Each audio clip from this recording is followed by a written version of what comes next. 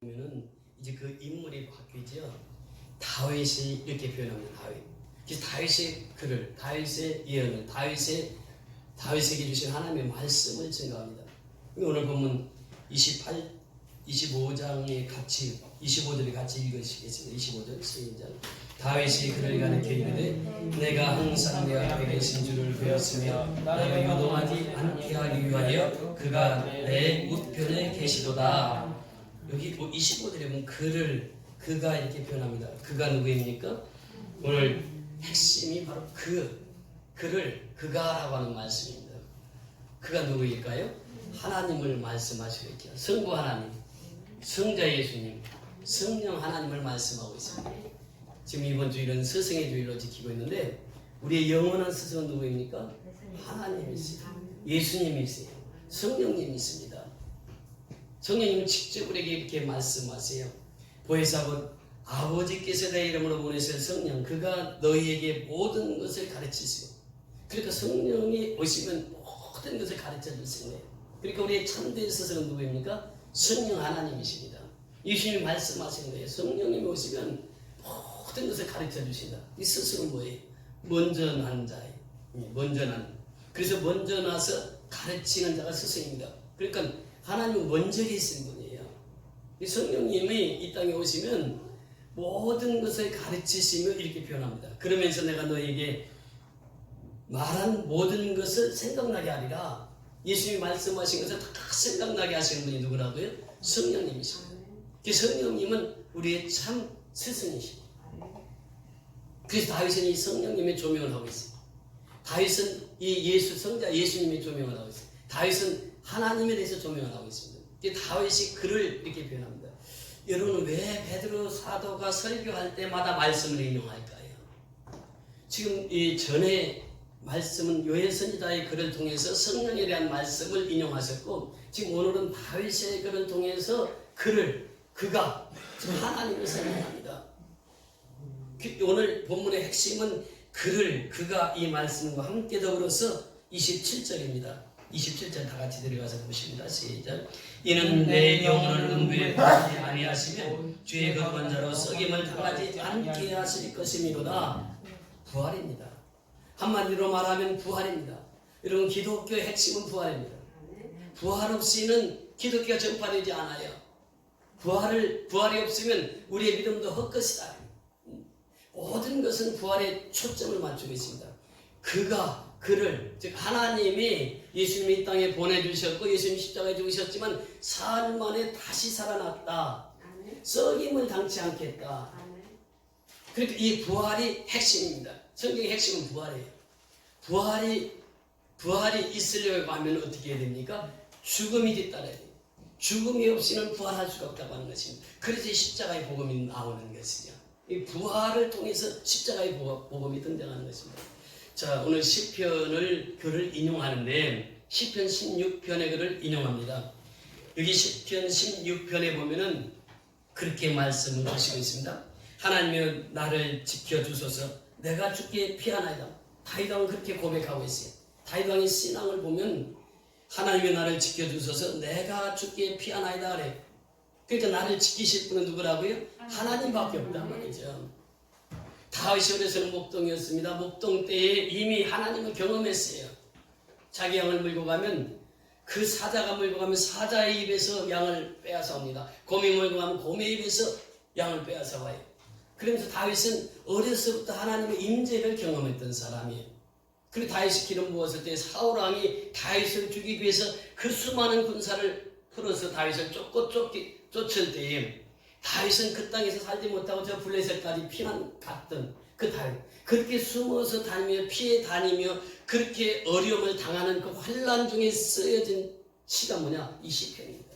이 시편을 보면 다윗이 그 고난을 겪을 때에 평안히 있을 때 시가 써진 게 아니라 그 고난 속에서 쓰여진 시가 바로 오늘 시편입니다. 특별히 16절에 보면 16장에 보면 그렇게 말씀하세요. 하나님의 나를 지켜주소서. 하나님이 지키심을 다윗은 깨달은 거죠. 몸소 체험한 것이에요. 신앙은 체험입니다. 신앙은 경험이에요.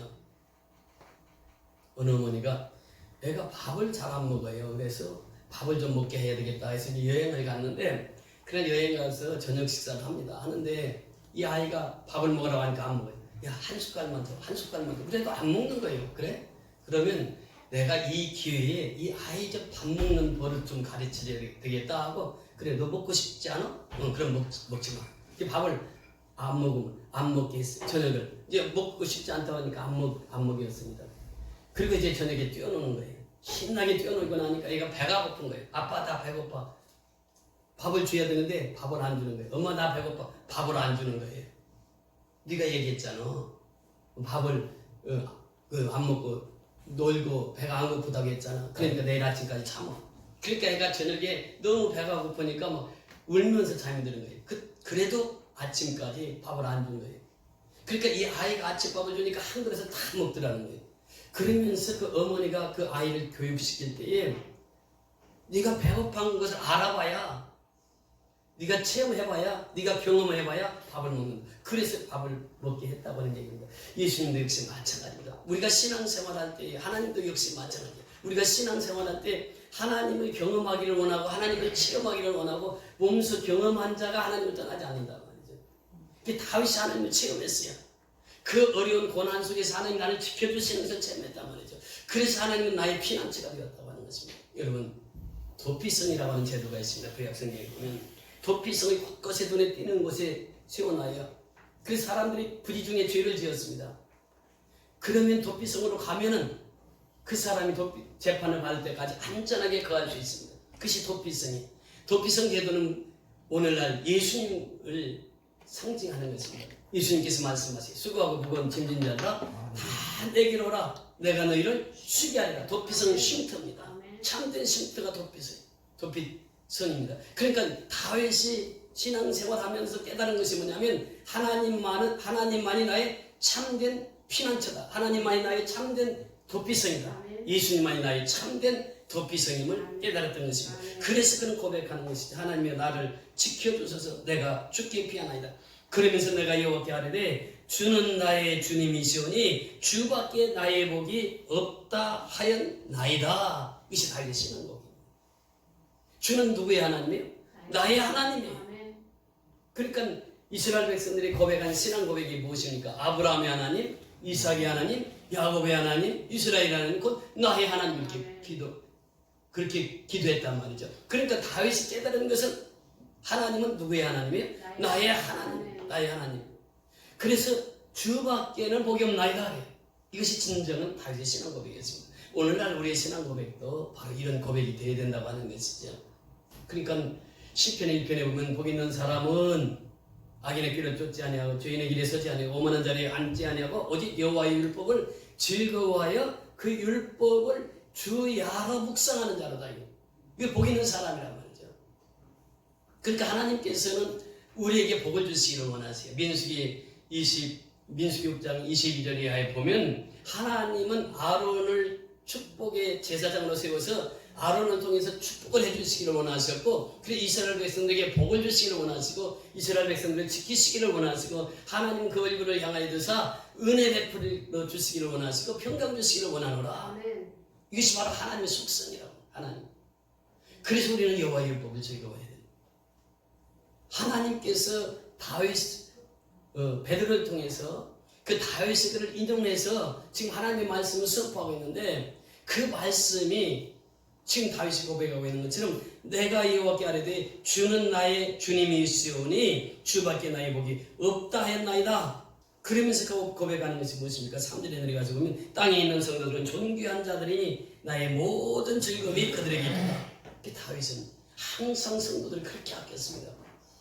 그래서 다윗이 환난 당할 때에 그 아둘람굴에 있을 때 수많은 빚진 자들이 세상에서 어려움 당하는 사람들이 다윗에게 다 와요. 다윗도 지금 혼자 쫓기는 신세인데 그렇게 어려운 사람들이 다윗에게 다 옵니다. 그럼 다윗은 그들을 다 받아줬어요. 한 사람도 없이 다 받아줍니다. 그들과 함께 고난의 행군을 하는 것이죠. 그런데 하나님은 그들을 통해서 제2의 이스라엘을 건국하게 하십니다. 빚진 자, 환난 당하는 자, 소외당하는 자, 그들을 받아줘서 그들과 함께 하나님의 말씀을 나눠서 나중에 제2의 이스라엘 건국하는데 귀하게 쓰임받는 주의 종들로 살아가게 되는 것이, 다윗이 깨달은 것은 뭐냐? 이 성도는 존귀한 자라는 것이. 오늘도 역시 마찬가지입니다. 하나님은 우리에게 말씀하세요. 베드로 사도도 우리에게 말씀하세요. 우리는 왕같은 제사장들이요, 그의 소유된 백성이요, 그의 택한 받은 백성이요, 이렇게 고백하고 있습니다. 성도의 존귀함이에요. 그러니까 우리가 하나님의 백성으로 택함을 받았다고 하는 것이 얼마나 존귀한 자인가를 지금 다윗은 말하고 있습니다. 그러면서 하나님께서 그렇게 복을 주시는데 5절 이하에 보면 여호와는 나의 산업과 나의 잔의 소득이시니 나의 병깃을 지키시나이다. 내가 줄로 지어준 구역은 아름다운 곳이 있으며 나의 기업이 실로 아름답도다. 나를 훈계하신 여호와를 송축할지어다. 밤마다 내 양심이 나를 교훈하도다. 하나님께서 이렇게 복을 주셨는데 우리가 해야 할 일이 무엇이냐라는 것이에요. 하나님의 복을 받은 백성들은 그 복을 나눠야 됩니다. 이것이 하나님의 뜻이에요. 그래서 오늘 16장 8절부터 베드로가 직접 다윗의 하나님의 말씀을 인용하고 있는데 그 8절이 그 말씀입니다. 내가 여호와를 항상 내 앞에 모시며 그가 나를 오른쪽에 계심으로 내가 흔들리지 아니하리로다. 이 다윗의 신앙 고백을 이제 베드로가 지금 설교하고 있는 것입니다. 그래서 오늘 보면 25절의 말씀 바로 그것입니다. 다윗이 그를 가리켜 이르되 내가 항상 내 앞에 계신 줄을 배웠으며 나로 요동치 않게 하기 위하여 그가 내 우편에 계시도다. 이렇게 말씀하십니다. 하나님 항상 우리 우편에 계시면서 다윗의 신앙생활할 때에 이제 항상 내 앞에 계신 줄을 배웠으며 이렇게 표현합니다. 그러니까 우리가 신앙생활할 때에 코람데오 신앙으로 살아가야 된다고 하는 것이, 존 칼빈이 종교개혁을 하면서 그 핵심 키워드가 무엇입니까?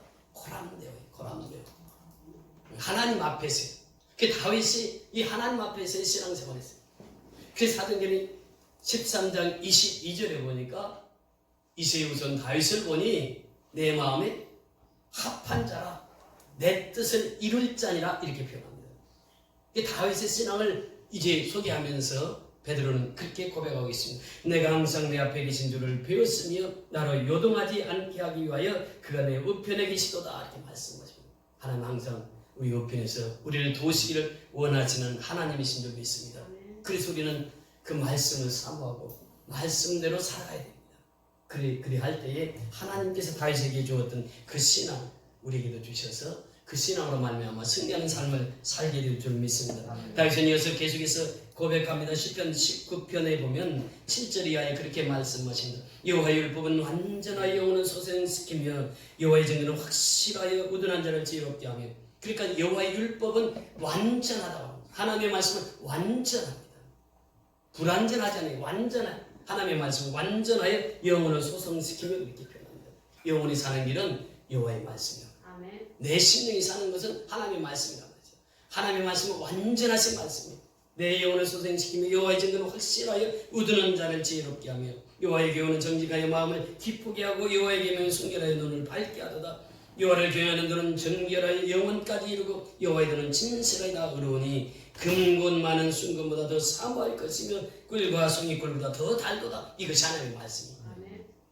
금곧 정금보다도 더 사모할 것이며 꿀과 송이꿀보다도 더 단 것이 하나님의 말씀입니다. 그래서 이 하나님의 말씀을 대할 때마다 꿀보다 더 단 말씀이 하나님의 말씀입니다. 우리 권선호 집사님 88년 동안 사셨는데 늘 말씀을 나누고 말씀을 읽고 말씀을 나눌 때 하시는 말씀이세요. 하나님의 말씀은 송이꿀보다도 답니다. 그것이 정답이에요. 88년 동안 신앙생활하면서 깨달은 것이 있는데 그것이 뭐냐? 하나님의 말씀은 무엇보다도 달다고요? 송이꿀보다도 달다. 이것이 하나님의 말씀이에요. 그래서 여호와의 말씀을 교회를 묵상하는 것입니다. 그러면서 14절 결론이 나의 반석이시여 나의 구속자이신 여호와여 내 입의 말과 마음의 묵상이 주님 앞에 연락되기를 원하나이다. 하나님은 나의 반석이 되셨네요. 오늘도 다윗의 신앙 고백이 바로 나의 신앙 고백, 우리의 신앙 고백이 되어야 될 점이 있습니다. 하나님은 흔들림이 없는 분입니다. 반석은 무엇입니까? 그것이 계속 있습니다. 하나님은 그 반석과 같은 분이에요.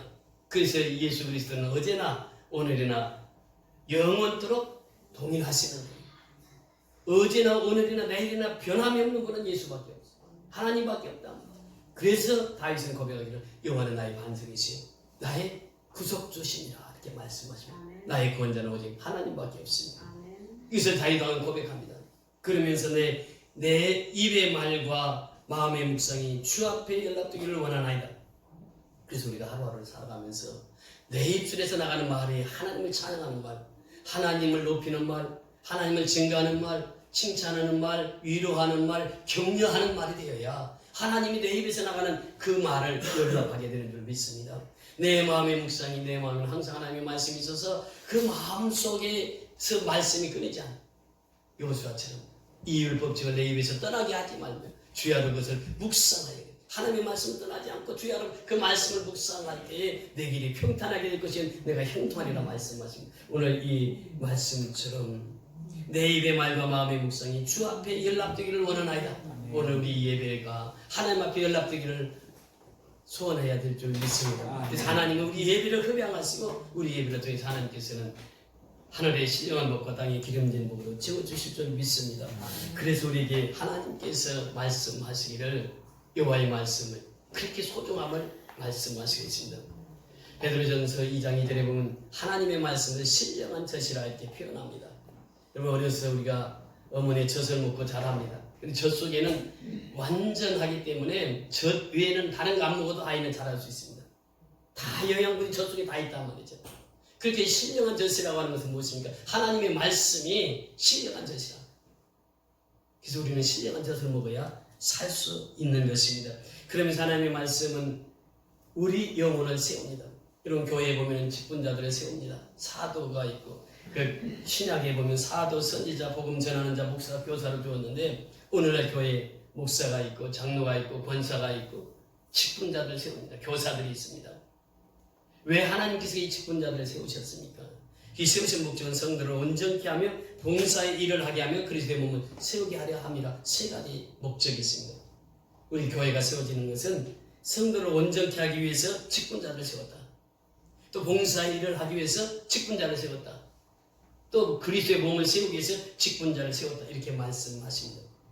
그래서 우리는 이 여호와의 말씀을 베드로가 이제 다윗의 그 말씀을 인용해서 오늘 우리에게 주신 말씀, 이 말씀을 통해서 우리에게 은혜를 주시기를 원하십니다.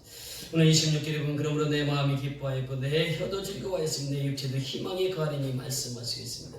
다윗은 이렇게 고백하고 있습니다. 하나님의 말씀이 내 마음을 기뻐하였고 베드로는 그 설교를 합니다. 내 마음이 기쁜 것은 하나님의 말씀이에요. 그 말씀이 기뻤고 내 혀도 즐거워하였으며 육체도 희망이 거하리니 이렇게 표현합니다. 영혼육을 말하고 있습니다. 요한사도는 우리에게 말합니다. 내 영혼이 잘됨 같이 범사가 잘되고 강건하기를 축원하노라 말씀하십니다. 영혼육입니다. 사람은 영이 있고 혼이 있고 육이 있다고 하는 것이에요. 그런데 우리가 하나님의 말씀은 영혼을 만족케 하고 또 혼을 만족케 하고 정신을 만족케 하고 육을 만족케 하는 것은 하나님의 말씀밖에 없다고 하는 것입니다. 그래서 다윗은 베드로는 그렇게 고백하고 있죠. 육체도 희망이 거하리니 이렇게 표현합니다. 27절 우리 다 같이 읽습니다. 시작. 이는 내 영혼을 음부에 버리지 아니하시며 주의 거룩한 자로 썩임을 당하지 않게 하실 것이미로다. 내 영혼을 음부에 버리지 않아요. 하나님께서는 이 땅에 예수 그리스도를 보내주셔서 십자가에 죽으셨으나 사흘 만에 부활하셨습니다. 이 부활의 생명을 우리에게 말씀하십니다. 지금 베드로 사도는 이 설교를 하면서 1000년 전에 다윗의 글을 인용합니다. 1000년 전에 다윗이 이것을 선포했습니다. 그러니까 1000년 전부터 예수님이 이 땅에 오셔서 우리의 죄를 위해서 십자가에 죽으실 것이고 그 예수는 다시 살아나셔서 영원한 생명이 될 것입니다. 그러니 하나님께서 우리에게 부활의 생명을 주셨으니 우리는 그 부활의 생명으로 말미암아 영원토록 승리하는 삶을 살게 될 것입니다. 이것을 선포하고 있습니다. 우리 부활의 생명을 가진 자마다 우리는 주님 앞에 기쁨으로 예배드리고 경배드리고 하나님께 영광을 돌리며 살아가는 줄 믿습니다. 부활의 생명이 내 인생을 책임져가는, 부활의 생명이 나를 이끌어가는, 부활의 생명이 나를 끝까지 하나님 앞으로 인도한다고 하는 사실입니다. 이 부활의 생명을 가진 자마다 주께서 생명의 길을 내게 보이셨으니 생명의 길은 하나님께서만 보여주시는 거예요. 영원한 생명은 하나님께만 있습니다. 주님은 우리에게 영원한 생명의 길을 보여주시는 거예요. 그래서 우리가 이 땅에서 육신의 장막집이 무너져도 겁신할 것이 없는 것은 생명의 길로 우리를 인도하시기 때문입니다. 하나님께서 우리의 육신의 장막이 무너지는 자마다 이제 손으로 짓지 않은 집, 하나님이 서로를 직접 지으신 집, 영원한 집, 저 천국으로 우리를 인도한단 말이죠. 그렇기 때문에 우리가 이 땅에서 육체가 무너져도, 장막집이 무너져도 두려울 것이 없는 것은 부활의 산소망이 있기 때문에 그렇습니다. 우리가 가야 할 곳은 영원한 하나님 나라에, 영원한 천국입니다. 우리는 그 천국을 향해서 달려가고 있는 것입니다. 그래서 이 천국의 생명을 가진 자마다 그 생명의 길을 내게 보이셨으니 주 앞에서 내게 기쁨이 충만하게 하시도다, 이렇게 표현하고 있습니다. 여러분, 그렇습니다. 신앙은 바로 여기에 있습니다. 생명의 길을 가는 사람은 항상 기쁨이 충만한 삶을 살아가게 되는 것입니다. 여러분, 대한민국을 하나님 축복해 주셔서 이만큼 살게 하셨습니다. 코로나19로 우리가 지금 잠시 어려움을 겪고 있지만 반드시 이 시간은 지나고 말 것입니다. 우리가 이 상황, 어려운 상황 속에서 깨달아야 될 것이 있다고 하면 그것이 무엇일까요? 내가 하나님 앞에 충성하지 못한 것, 철저히 회개하면서 하나님 앞에 다시 돌아와야 된다고 하는 사실이죠. 우리가 하나님 앞에 정말 예배 드린다는 것이 얼마나 귀한가를 이번 시간들을 보내면서, 코로나19의 시간을 보내면서 깨달았습니다. 예배를 마음대로 드릴 수 없는 그 상황 속에서 우리가 살았습니다. 이제는 하나님께서 이 코로나19를 다 거두가시면 우리가 자유롭게 예배를 드릴 수가 있습니다. 미얀마 땅에도 예배를 자유롭게 드릴 수가 없어서 지금 우리가 미얀마 선교를 계속 지속하면서도 몸은 가지 못하고 있습니다. 이 전염병으로 인해서 몸은 갈 수 없지만 하나님께서 또 이제 선교 후원자들을 통해서 그 일들을 돕게 하시는 거예요. 그러니까 하나님의 일을 하면, 선교를 하게 되면 내 마음에 기쁨이 있습니다. 지난 한 주간도 하나님께서 놀랍도록 역사하신 거예요. 지난주에는 미국에 계신 사모님께서 300불 보내오셨는데 또 사모님의 그 친구분이 또 300불을 또 보내오셨어요. 그러면서 미얀마 선교를 통해서, 이제 동영상을 통해서 우리에게 하는 선교 소식을 통해서 그들의 기쁨으로 이 선교 헌금에 동참하고 있습니다. 지난주에는 배원 집사님이라고 지금 중국에 가 계시는데 중국에서 사업을 크게 하십니다. 우리 미얀마 선교할 때 300만 원, 200만 원, 100만 원 이렇게 헌금하셨던 집사님, 이번에 전화가 왔어요. 중국에서 전화가 와가지고 목사님 마스크 필요하시다면서요. 얼마가 필요하십니까? 3,000장 필요하시다고 기록되어 있네요. 3,000장이요. 제가 중국에서 마련해서 미얀마로 보내겠습니다. 그래서 지금 미얀마의 주소 다 줘가지고 지금 진행 중에 있습니다. 그래서 이 배편으로 가기 때문에 한 달 가까이, 미국에 보내보니까 한 달 가까이 된다고 하는 거예요. 근데 지금 마스크가 중국인 짝퉁이 많다고 합니다. 그런데 이 집사님 하는 그 마스크는 그 교회 장로님이 하시는 그 마스크 공장인데 거기는 품질이 좋은 것만 생산해서 미국에도 보내고 이제 세계로 수출하는데 이번에 미얀마에 3,000장 그 집사님을 통해서 또 하나님께서 일하시는 모습을 보면서 여러분, 하나님의 일은 하나님이 하시는 거예요. 하나님의 선교는 누가 하십니까? 하나님이 하시는 것이. 그래서 우리가 주의 일을 할 때마다 기쁨이 충만한 것은 부활의 생명이 있기 때문에 그렇습니다. 예수님께서 말씀하시잖아요. 내가 곧 길이요 진리요 생명이 나로 말미암지 않고는 아버지께로 올 자가 없느니라. 이 생명을 주신 하나님, 그 생명은 영원한 생명이라고 하죠. 부활의 생명이라고 하죠. 나는 부활이고 생명이, 나를 믿는 자는 죽어도 살겠고, 이것이 부활신앙입니다. 죽어도 사는 것이 부활신앙이에요. 우리는 이 부활신앙으로 승리하는 삶을 살아야 될 점이 있습니다. 베드로의 설교를 통해서 이제 성령에 대해서 말씀하시고, 성령의 충만함을 받는 사람은 무엇을 증거하느냐? 이 생명의 길을 증거한다는 거죠. 생명의 길을 내게 보이셨으니 내 마음의 기쁨이 충만하도다. 그래서 하나님을 일을 하면 할수록 내 마음의 기쁨이 충만한 삶을 살아가게 되는 줄 믿습니다. 그것이 바로 선교입니다. 그것이 미쇼데이, 하나님의 선교예요. 그 창세기부터 계시까지 하나님께서 우리에게 말씀하시고 하나님의 선교다. 왜 우리를 하나님이 불러주셨습니까? 왜 우리를 하나님의 자녀 삼으셨습니까? 왜 우리를 성도라는 이름으로 살게 하셨습니까? 왜 우리를 그리스도인으로 불러주셨습니까? 부르신 목적은 딱 한 가지예요. 뭐 하라고? 선교하라고. 선교하라고. 이것이 하나님이 우리를 불러주신 목적이에요. 그 선교하다 보니까 하나님께서 기쁨의 일들을 계속 주시는 거예요. 그래서 한 주 동안도 중국을 통해서, 미국을 통해서, 대한민국을 통해서 이렇게 아버지의 선교 동역자들을 모으게 하시고, 그래서 제가 이 한 주간을 보내면서 그런 생각을 했어요. 내 입을 넓게 열라. 그리하면 채우리라. 이번에 미얀마에 하나님 5,000장 마스크가 필요합니다. 그래서 5,000장 또 채워주신 거예요. 만나는 사람들마다 어떤 분은 자기가 마스크 공장을 하는데 지금 원가로 그대로 주시겠다고 하시는 그 목사님이 계시고, 또 한 분은 자기가 마스크를 수출하는데 제가 언제까지 그 마스크를 마련해 보겠습니다. 이런 분이 또 나타나요. 계속해서 연락이 옵니다. 사실 이번에는 겉으로 많이 드러내지도 않았어요. 한 주 동안 지금 복음했는데 하나님께서 이 많은 사람들의 동역자들을 붙여주는 모습을 보면서 선교는 바로 하나님의 명령이고 그 선교를 통해서 하나님 일하시는 것을 우리가 눈으로 목격하게 되는 것이고 그래서 하나님께서는 이 부활의 생명을 통해서 지금도 일하시고 계시는 하나님을 경험하게 되는 것입니다. 우리 선교연합교를 통해서 작지만 우리 큰 교회를 쓰시는 것은 하나님께서 여러분들의 신앙, 여러분들의 기도, 여러분들의 눈물에 있게 하나님께서는 지금 우리를 통해서 미얀마 선교를 감당하게 하시는 줄 믿습니다. 아무튼 베드로가 지금 다윗의 설교를 다윗의 하나님 주신 말씀을 인용하면서 생명의 주, 즉 부활의 주를 증거하며 살았던 것처럼 우리도 부활의 주를 담대히 증거해서 우리로 하여금 땅끝까지 이 복음이 전파되어지는 아름다운 역사를 경험하고 체험하는 저와 여러분이 다 될 수 있기를 주의 이름으로 축원을 드립니다.